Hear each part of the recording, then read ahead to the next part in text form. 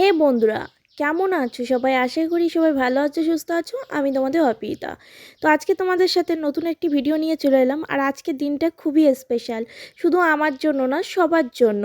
তো আজ হচ্ছে 25শে ডিসেম্বর, আর আমরা চলে যাচ্ছি এখন চিড়িয়াখানা।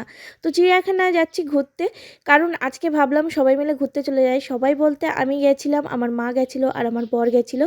তো আমরা তিনজনই চলে যাচ্ছিলাম হঠাৎ মাত্র চিড়িয়াখানা। তো চিড়িয়াখানা যাওয়ার জন্য আমি এখানে গাড়ি বুক করে নিয়েছিলাম। আমরা সোজা বাসে যাইনি বা ট্রেনে যাইনি। তো আমি চেয়েছিলাম একটু স্পেশালভাবে যেতে, তাই আমি চলে গেছিলাম গাড়িতে করে।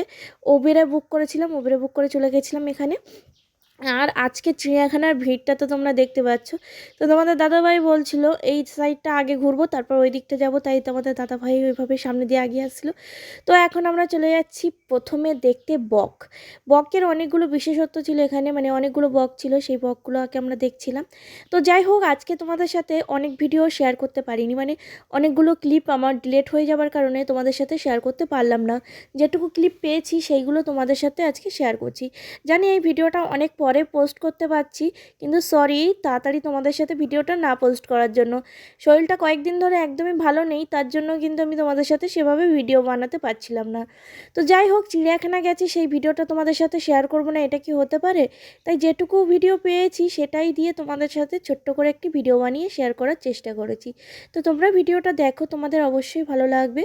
এই সুন্দরবনের বাঘটা আমরা দেখছিলাম, যেটা এখানে অনেক দিন ধরেই আছে। আমি এসলাম আমার বিয়ের প্রথম একবার এসলাম চিড়িয়াখানা, মানে তোমাদের দাদাভাই আমাকে নিয়ে এসেছিলো। আর এই এলাম আমার মা আর আমার বরের সাথে আরেকবার, মানে এই আমার সেকেন্ড টাইম আসা চিড়িয়াখানা। তো তোমরা আলিপুর চিড়িয়াখানা কে কে গেছো কমেন্ট বক্সে জানিয়ে দিও। আর তোমাদের চিড়িয়াখানায় যেতে ভালো লাগে কি, কেমন লাগে ফিলটা, তা বলো। আমার তো খুবই মজা লাগে। তো তোমাদের কেমন লাগে কমেন্ট বক্সে জানাতে কিন্তু একদমই ভুলো না। তো এখানে জিরাফগুলো দেখছিলাম, খুবই ভালো লাগছিলো। তো দেখতেই পাচ্ছ, আমার সবচেয়ে মানে ভয় লাগছিলো, মানে ওই সাইড দিয়ে যাতে মুখটা না বের করে দেয়। তারপরে আবার চলে গেছিলাম এখানে, মানে আমি এই জায়গাটায় গিয়ে এত জোরে পায়ে ব্যথা পেয়েছি কি বলবো, মানে আমার পায়ের পরে একজন এত জোরে পাড়ি দিয়ে চলে গেছিলো বলার বাইরে। তো জানি না চিড়িয়াখানা ভিডিও বানাতে গিয়ে আমি এরকম কেন বকছি, যাই হোক।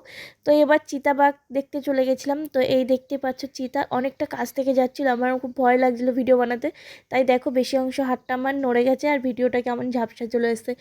যাই হোক, তারপর গেছিলাম কুমির দেখতে। কুমিরের অনেকগুলো বিশেষত্ব ছিল এই সাইডে, কিন্তু সেগুলো আর ক্লিপটামা আমার হয়নি। আর এই দেখো ছোট ছোট হরিণের বাচ্চা। আমার কিন্তু হরিণ খুবই পছন্দের একটা প্রাণী। তো তোমাদের কার ভালো লাগে কমেন্ট বক্সে জানিও। আর এখানে ভাল্লুকটা কীভাবে শুয়ে আছে তোমরা দেখতেই পাচ্ছ। আমার খুব ভয় লাগে জানো তো ভাল্লুককে।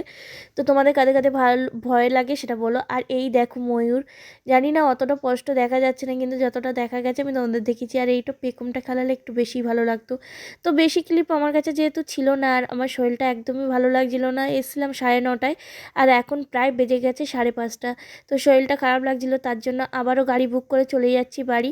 আজকে ভিডিওটা বেশি লং করতে পারলাম না, এখানে এন্ড করছি। ভালো থেকো, সুস্থ থেকো, নিজেদের খেয়াল রেখো।